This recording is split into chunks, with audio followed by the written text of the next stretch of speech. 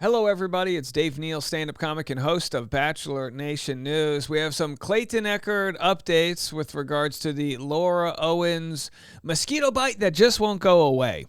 And it looks like her attorney might be making things worse.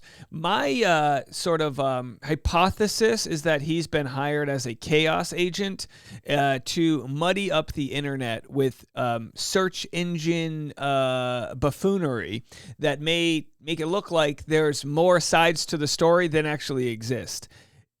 There's no other way to explain what's going on other than possibly some sort of very strange interpersonal infatuation with his client, which, hey, does happen. We see that with journalists. We see that with lawyers. We see that with police officers, investigators. Whenever you get close to a story, you get this ownership over the time spent on it. But what the heck is this man doing? I can't explain it. I do come from a family that struggles with alcoholism, and I would never begin to imagine what abuses someone else might be dealing with. But within my family, I've seen good-natured people lash out. I've seen people struggle with the dependency. And by the way, we see this in the legal world all too often. The legal world is very similar to the stand-up world. A lot of comedians actually were lawyers. A lot of comedy is prosecuting your point. And there's a lot of late nights and there's a lot of partying. Again, I don't know how to begin to describe what I'm about to share with you guys right now, but I'm going to share several things. Unhinged tweets from Laura Owens' attorney, what he's trying to do to sow doubt and take some political playbook tricks about how to sow that doubt. It's not working with anybody. But we're going to see him pick a fight with our good friend Lauren, our good friend Omar. He's pretty much laid off picking a fight with me, and he's laid off picking a fight with Megan Fox, mainly because I think we already put him in his place. And, if you've ever seen the guy who likes to pick fights at the bar, he ain't trying to come after the big dogs. And I'm sorry to say this right now, but Megan and myself have been reintroduced into the conversation. He posted this. He did this very bizarre JFC. Laura faked pregnancy because comedy man say so and MAGA. Now, I didn't even know what he was referring to when he said MAGA, but I'm assuming he means Megan Fox. Now, listen, Megan Fox and I can disagree about things all day long politically, but one thing I believe in Megan Fox is that she has a robust pursuit of the truth. Now, to call me comedy man, okay, if anyone wants to see me do stand-up, I will be performing October 11th at the Rogue Island Comedy Festival in Portsmouth, Rhode Island. It's going to be a fantastic show. I just did a couple shows in New York City. We had guests come to our show that have been following our channel for a while. One person came all the way from New Delhi, India. I am a shout out to our good friend Olga, who also came to the show. I am absolutely floored by all of the love that I've received from my community. Now, my community isn't necessarily the Justice for Clayton community, although there is a big overlap. There are people that maybe saw the attacks that were being placed on me, and maybe they decided to support me, because they knew we were getting sort of robbed of our mental health and all of the other things going on. I mean, I hate to say it because I would hate to give Laura's attorney any extra credit, but if one of his tasks was to rough me up, mentally speaking, you could say he won to an extent, of course. That being because he roughed me up and sent me a very bizarre long email on the day of my baby shower, which really got into my head. Not necessarily because the practical side of my brain believed anything he was saying, but I just saw how unhinged this man was. It's what we call in the male world a dick measuring contest. Her attorney wanted to show how big his legal dick was by, saying, I'm not threatening you. You'll know when I am. Here's who I've made homeless. Here's who I've got disbarred. And, and he shared bizarre photos with A-list celebrities. I mean, to me, in a dick measuring contest, it really looked like he wanted to be, blowing the celebrity culture that he, I guess, so desperately is trying to attach himself to. There's several different types of people, right? There's those that do it the hard way, the right way, and then there's those that try to leech onto others. And to me, at this point, it just seems as though he's trying to leech onto the Laura Owens story. Whereas I've been notoriously covering Bachelor Nation content for years. My first Bachelor video was over 10 years ago. So this isn't a bandwagon I've jumped into. This is an arena he welcomed himself into. Probably didn't like how it went down, because from the moment he tried to rough me up, it's been nothing but loss after loss after loss for him. There's no way he could have imagined his client was lying when she was, as he threatened to sue me for defamation, as he threatened a $140 million lawsuit, and one thing after another. There's no way he could have known, and I give him the benefit of that she faked HCG tests, that she faked ultrasounds, that she faked all these things. So he holds on to, in this, like I said, bizarre dick measuring contest, he holds on to the idea that she had 6 positive pregnancy tests. She could have taken whatever low level of HCG she knew she had in her body, and she could have monkey walked her way across 5,000 positive pregnancy tests. They all would have had the same percentage of HCG in it, and they all would be not conclusive that she's pregnant, just an indicator. And we, of course, then learned that because she never grew the HCG to a level of pregnancy, that it was probably either placed in her system by her. And again, we have no idea if it was through fertility drugs, hormonal issues, recreational drugs, horse fertilizer. We have no idea where that 102 level of HCG came from. But what we do know is she lied about so many other things that no one could possibly believe her. So he, calls me comedy man. Okay, sure. Yeah. Awesome. And then he said, he shared a photo of her from 1 year ago after 6 positive pregnancy tests. Again, the positive pregnancy tests were a 102, which would have been if you were pregnant for less than a month. The bump that she's showing here is not a bump conducive to a 102 HCG level. I'm sorry, it's not. If anyone has an HCG test in the 100 range and wants to send us a belly photo, please, by all means, show us. Now, here's what's sad.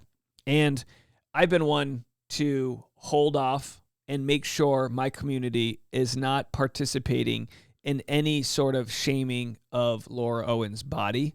But as David posts here, this is where she is 1 year later. Now, roughly assuming her height and everything, could she be around 130 pounds on the left? Sure. On the right, could she be 90 pounds, maybe 85? Sure. Now, could you lose 40 pounds in a span of a year? That's, 10 pounds every 3 months, right? That's a pound every... Okay, so sure, absolutely. Now, this is not healthy at all. And I would be the first to donate to a GoFundMe if she needed it, which she doesn't, to help her get the help she needs. But he says here, he says in the comment section, and yes, Laura is too thin. She knows this. We talk about it regularly. Why would he present a photo of his client as she struggles, which is, the physical result of a clear mental health issue? The mental health issue being recovering from, or I should say dealing with, the results of her own actions, which is lying, and then the judge giving the correct ruling, which is that she never proved in any way whatsoever that she was pregnant. So we now have a weird baiting happening from her attorney, where he's trying to say he's going to go do a live stream with her. He can do that all day long. They could have been live streaming this whole time. They can go make whatever money they want. I struggle to see how that's going to be productive, because he's already proven he doesn't want to talk to people. Like, we offered to have her on our show. Reality Steve offered to have her on our show. In fact, I'll say this. I'll have her on my show, and we'll donate all the proceeds to her favorite charity, the Planned Parenthood Mission Viejo. What's that? Sorry, the Planned Parenthood Los Angeles. What's that? The Scottsdale Medical Imaging Lab? Well, whatever the case is, Brett at RavGen, whoever she would like to have that donated to. Hey, just a random charity for dogs or equine therapy. I'd be willing to not only do that, I would match whatever donation comes in. So if we raised $500 through AdSense revenue, I would match that and donate to a charity of her choosing if she wanted to come on. Just to further prove, I'm not in it. I'm not in it for the money here. Now, I've made it clear to her I will be monetizing my journalism and my reporting. I've made it clear to her, you will not sink me financially. And it seems as though they're interpreting that nefariously for their own point to say, oh, they're all just out trying to make their money. We won't talk to anyone who's just in this for the money. Okay, David Gingras. Show us your pro bono work as it relates to this case. Now, it might be that he's not getting paid much. We don't really know. But if he's doing this for a passion project, don't be surprised if Woodnick and others are also doing this for a passion project, as she has really smeared so many different people in the process. So he deleted his initial post ripping on Omar, but then he said this, and despite accusing me of being unprofessional, Omar thinks it's okay to make videos reading 100% false bar complaints without ever asking me for my side. First of all, I don't even know what bar complaint he's talking about, but a bar complaint, like my complaint against him wasn't false. He called me all these names. He threatened me. He did all these things. They just decided not to do anything with it. The Arizona bar, it's like when you complain to your HR. HR is there to protect the company, not you. The bar is there to protect the lawyers, not me. So I don't know who these bar officials are, but boy, are they letting this guy make a fool and a mockery out of the legal system. So he went on to sort of bash our good pal Lauren. We'll get into that in a second, but let's first start off with a few things that he said to Omar on Omar's stream. Of course, Omar, and by the way, you know, I've had nothing but respect for Omar. I was very exhausted when I first met him, and because, you know, whenever someone new comes to the case, I would fill them in, and I said, look, I'll tell you whatever you need to hear. You do your research. You go through the court documents. You listen to her deposition. You do this, you do that, and you'll come to the same conclusion I did if you're a smart person. That's all I really had to say. And Omar, of course, came to the same conclusion very quickly, which is that Laura Owens is essentially operating as a con artist. Here's what Omar had to say. You had to call 911 for a subpoena. Hold on, we're going to go to the 9-minute mark here. An issue to overturn a judgment, but there is litigation pending with the appeal. There is a pending criminal investigation, I guess I have to call it. Laura hasn't been charged with anything. And if you want my honest opinion about it, I don't think she's, honestly, the more I think about it, I don't think she's going to be charged. If you want to be of the opinion that she lied about her pregnancy, that's one thing. But if the DA reasonably believes that Laura thought that she was genuinely pregnant at any point in time when she filed her paternity petition, she copped to doctoring evidence. She sure did. So Omar doesn't think she'll be charged, and who knows what they're looking at. They're obviously going to be looking at financial crimes, which is, again, in her case, I think the whole angle of the documentary, as I've spoken with, you know, producers and documentarians, I think the whole angle is, what's her motivation? And my belief over and over is that it is lab-grown victimhood, a Jussie Smollett for the Me Too movement. She's trying, this is my belief, she's trying to create fodder for her podcast, for stories, for book deals, for whatever she can to jockey herself as a victim in a world where actually the world's been very kind to her. And again, this is, you know, if I have money when my kids grow up, I'm going to make sure that they don't, because I think giving your kids money that they didn't earn and giving them the entitlement that they didn't earn is just real tough. And again, I'm sure there's other issues that are going on here. Now, the comment section on my Patreon, who's watching this behind the scenes, patreon.com/Dave Neal, is very interesting. Someone says they think that her attorney is abusing her. These are strong sort of opinions to have, but I don't disagree with the idea. Someone else said, I'm thinking Gingras is giving her the male attention that she craves, taking advantage of her financially. And at this point, maybe he only worked for $50,000, or who knows? Maybe they're promising, maybe there's more money if he can, I don't know. I personally don't know how much he's making off of this, because I personally don't think that she's worth as much money as they claim she is. And I don't see Laura's mother putting up with this financially. But again, she could be as cuckoo as the rest of them. So let's go to this part and hear what Omar had to say. In the middle of something. He says, look, I don't care which side you're on. That's life. It's just that I am personally opposed to helping. Okay, so this is the response by Gingras to Omar here, where they went from having sort of a pleasant conversation to having to deal with, having to deal with the fact that Gingras he's doing the same playbook he's done with me and others, where he says, like, I'm going to no longer participate in this because you're not doing it in good faith, because the person doesn't agree with him. Because I'm scared of the discussion, far from it.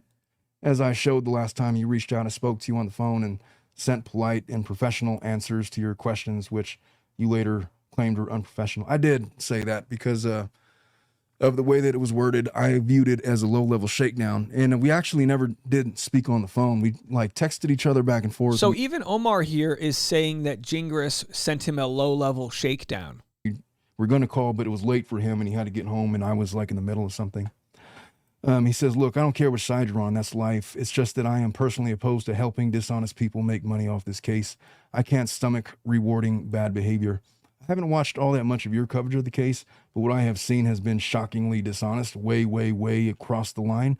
Your affection for one side is so extreme. If someone told me you were dating Clayton this whole time, I'd believe it. So Omar here has been accused, or I should say, Gingras, this is so bizarre, it's hard to even paraphrase, right? Gingras, after Omar said that Gingras was unprofessional, then does the most unprofessional thing, which is to say, I would have think that you're dating Clayton here, which again, he did the same thing to the judge, where he accused the judge of being obsessed with Clayton for the fan reasons and whatever. Listen, the only thing that The Bachelor has to do with this is that it got the attention of people like me. That's all. By comparison, I'm not a YouTuber. I'm a lawyer. I don't get paid more for lying more.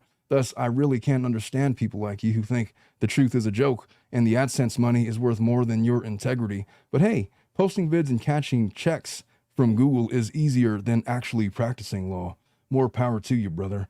If he thinks that I'm making any money whatsoever on this YouTube thing, as opposed to what I do as a lawyer, he's sadly mistaken. And by the way, I make money on YouTube every month for the last 4 years. It's been my full-time job. I also make money on my podcast, and my podcast probably pays me more than a lot of lawyers make.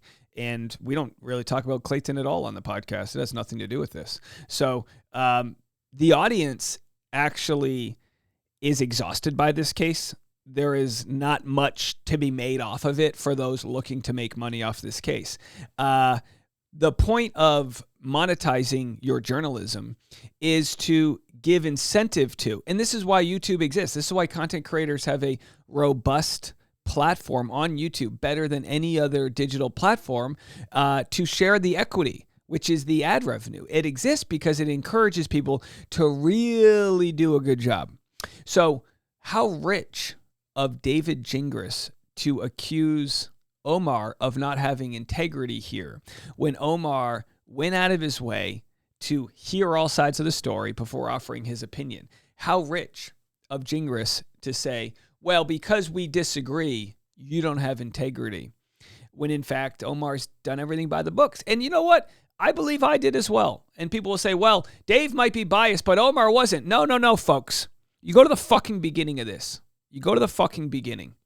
I gave her every chance to tell her story. We shared and read everything she wanted to say, every public statement she wanted to make, every comment she wanted to make and then delete and then redo. We gave her every chance to share her story. And what did she do when we weren't believing her story? What did she do? She committed fraud. She committed fraud by doctoring medical evidence. Evidence I wouldn't find out was doctored for months until her attorney really started to piss me off. And it was at that point we noticed it was fraud. It was at that point we noticed she faked an ultrasound with a Fiverr logo. It was at that point we noticed she stole an ultrasound from her sister. It was at that point we noticed that she had a fake belly bump that her dad was rubbing that turned out to be her sister. It was at that point that we just found all of the information that absolutely sunk whatever story she had. So what did she do? She went back in time and tried to rewrite the story. Oh no, not on our watch. So when you talk about integrity, you weird lawyer tweeting at night, when you talk about integrity, maybe you could learn something about those that covered this with integrity. Learn something about those that sought the truth and followed it. So when you think we're biased, we're not the one being paid by a client to spew vitriol in one direction, like you, threatening my wife, fuck you, threatening my family, gonna unhouse us, gonna sink us into bankruptcy and tie us up in litigation. Fuck you. I'm taking time out of my day to sit here and appease him and Laura Owens' side. I have offered my analysis, and guess what? 99% of the lawyers that I've spoken with, 100% of the lawyers that I've spoken with agree with my side. I have yet to find a lawyer that agrees with his strategy or anything that he's done. So if, not a lawyer has agreed with his strategy or what he's done or his decision. Again, it's just a chaos agent.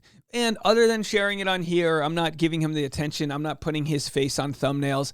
I'm not even using his name. So like when you Google him, you're not going to see my name and his name attached to how I really feel about him. We could do that. I don't think he cares. I don't think integrity is something you look up when you look up his law firm. One more clip from Omar. Were disingenuous because I asked him point blank. So look, all of the evidence on the JFC Reddit, on the JFC wiki page or whatever, all of those things, how much of it is bullshit? It's like, I haven't read any of that shit. It's like, come on, man.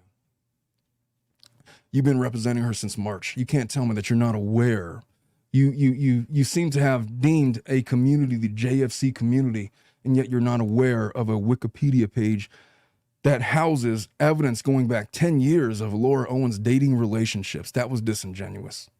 Long before she brought Clayton into this, all of the lies. Now, listen, we have a real conundrum on us because she's got restraining orders against 3 different men, one of which is Greg Gillespie, one of the forgotten men here, because, we got a lot of redemption for Mike Maricini.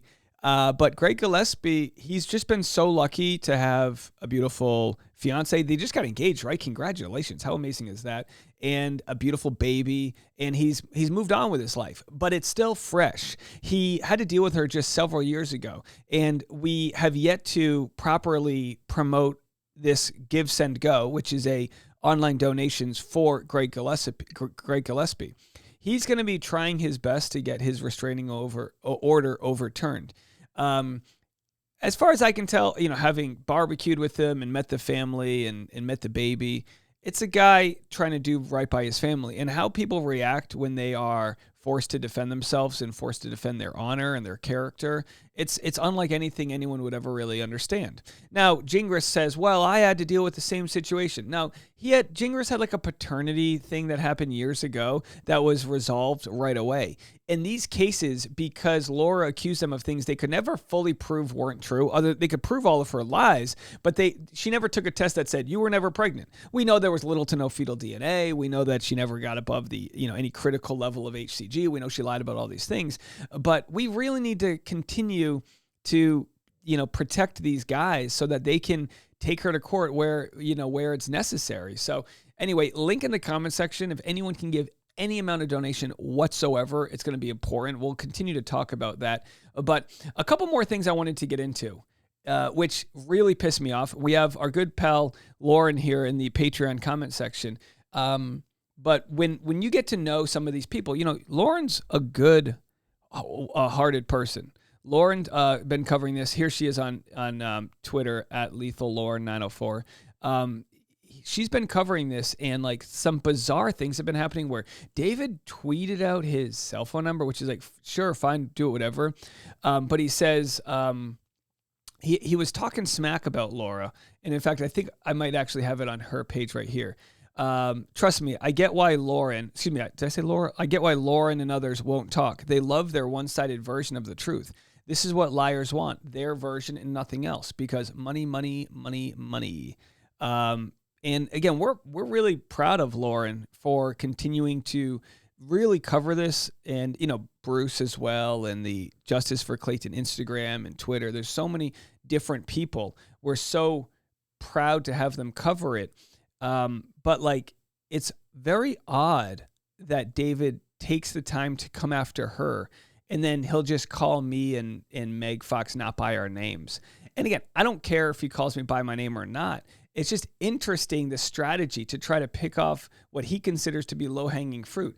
I'm sorry. When it comes to Lauren, you're messing with the wrong bitch. Okay? Lauren's a smart lady, and I think sometimes Lauren, like myself, will like, try to be kind about things, and it's misconstrued. So again, just a reminder, continue to support Lauren, continue to support anyone who's bringing light to this case, because it ain't over. Lauren said, there is no amount of money anyone could offer me to give this guy or Laura Owens a platform. David Gingras, see, she only wants to make money. And again, it's not all about money. And maybe that's what he has a hard time understanding about integrity. It's not all about like the limelight, and it's about doing what's right. So Lauren again was hit with a copyright issue last week. I didn't get hit with another one, but like she's trying to be messed with and silenced and canceled by Laura Owens, and it's just not going to happen. So the question is, David Gingras, is he making things worse? Well, he is directly responsible for us unearthing all of the information that ultimately, I believe, is what got the prosecutors to investigate Laura Owens. When it comes down to him sharing these images, even if his client tells him to, I think ethically it's wrong when someone's battling what she's battling to do that. Will they try to use her weight loss as some sort of lawsuit for emotional distress? Maybe. But sadly, I think her weight loss is a result of this stress put under her to live with the results of all the fraud she's committed. I wish her well. I wish her happiness. Like I said before, I would love nothing more than to find out she's got a job bagging groceries at a Trader Joe's. In fact, I'd love nothing more than she had a podcast called How to Commit a Con, and she walked everyone through why she did what she did. She's trying to live up to her. Everyone loved her sister more. She felt this way. She was overshadowed by her dad, abused by whatever the hell she wants. Anything that is truthful, anything that is a beacon of integrity heading in the direction of her sharing the truth, I'm all for. But if she's going to continue to lie and try to rewrite the story, we will continue to make our videos. In fact, I've got a bigger thing planned, not just a documentary. I'll be telling my one-man story where I walk everyone through the ways that she lied to my face, the ways that she tried to manipulate me, and I'll be telling it with a PowerPoint slide, just sharing people the truth of everything that went down. And that's going to be my way to continue to protect myself. Now, if I sell a ticket and make a buck, will she claim, oh, you're just doing it for money? She can claim whatever the hell she wants at this point. I'll be doing it to protect my truth, to protect my family, and to protect my community. All the things that her and her attorney tried to rob me of. Now that we see the playbook, the big, bad, scary attorney doesn't have much of a bite. Let me know what you guys think. If you want to donate to my channel, you can on Patreon at patreon.com/Dave Neal. We still have a very robust and large community over there. Big chat room, people continuing to discuss this case, updates on the documentary.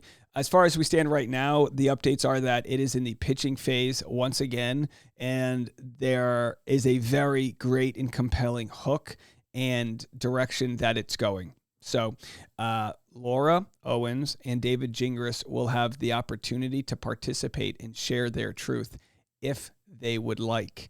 I am not holding my breath. Let me know what y'all think. We'll see you later. Bye, everybody.